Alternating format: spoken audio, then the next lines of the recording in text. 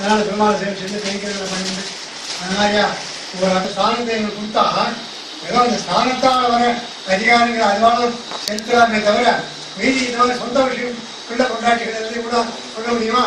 உங்களை கட்டு போச்சு. அதான் எப்படிப்பட்டவாளுக்கும் மிக போனாலும் அகஸ்தியர் எல்லாரும் கேட்டாங்க. அவரையும் பண்ணுறாங்க. பல்லவர்களுக்கு ரிஷிகள்லாம் போகணும். சப்த ரிஷிகள் தேவலோகத்தில் அவருடைய அந்த ஸ்தானத்துக்குரிய கௌரவம் போனால் கொஞ்சம் குள்ளமாக இருந்தார். தாங்கி தாங்கி கையால் பிடிச்சிட்டு போகவே சீக்கிரம் போ சர்ப்பாங்க சர்ப்பான்னு சம்ஸ்கிருதத்தில் வேகமாக போகணும் அர்த்தம். தீர்த்தம் அவர் கோபம் சர்ப்போ போவாங்க. சர்ப்பம்னா பாம்புக்கு ஒரு பேர். அதனால் நீ பாம்பா போகணும்னு வந்து விழுந்தேன். இந்த மாதிரி எவ்வளோ பெரிய ஸ்தானம் ஒரு நாள் கூட பூர்த்தியாக இருந்து அதை அனுபவிக்கிற இது மாதிரிலாம் பண்ண பாவத்துடைய பலங்களால் இருக்கேன். நல்ல விதமாக இருக்கணும் அப்படின்னு சொல்லிட்டு அது என்ன பண்ணுறேன் ஞாபகம் இருக்கும். நான் எப்படி இருந்தேன் ராஜாவாடி சார் எவ்வளோ தர்பாரோட இருந்தேன்.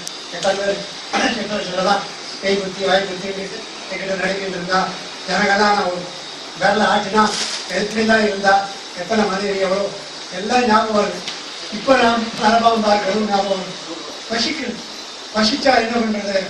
ரொம்பவும் தாங்கலைன்னா பக்கத்தில் எதிர ஒரு ஒரு ஒரு அடி நகர்ந்து போனால் ஒரு முயலோ ஒரு ஆடோ மேய்ஞ்சிட்டு இருக்குது காட்டில். சாப்பிடலான்னு கூட சாப்பிட மாட்டாங்க. இப்படி சாப்பிட்டு எழுதுக்காரு உயிர் வாழணும் சீக்கிரம் செத்து விட்டா தேவை அப்படின்னு இருக்கேன்.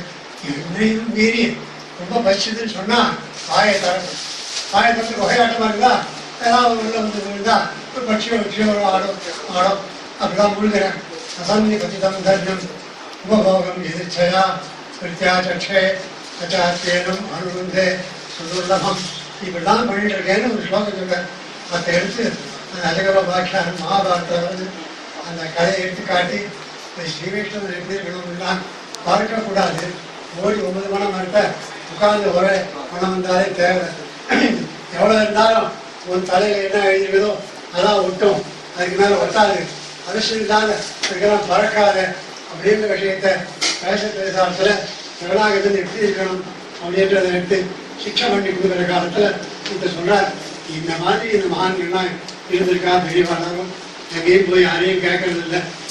என்ன கிடைச்சதோ அதை வச்சுட்டு சந்தோஷப்படணும். லப்தாத்து அந்நத்தை சந்தோஷா தத்தனைவேஷ குத்துவலி இதுவே கிடைச்சது போகிறோம். நமக்கு இந்த தேவையை வளர்த்துக்க யாராச்சும் என்னென்னமோ இருக்குது அதெல்லாம் எனக்கு போகணும்னா அப்போ என்ன ஆகுது? நியாயமான முறையை என் சம்பாதித்தால் அதெல்லாம் நான் அடைய முடியாது.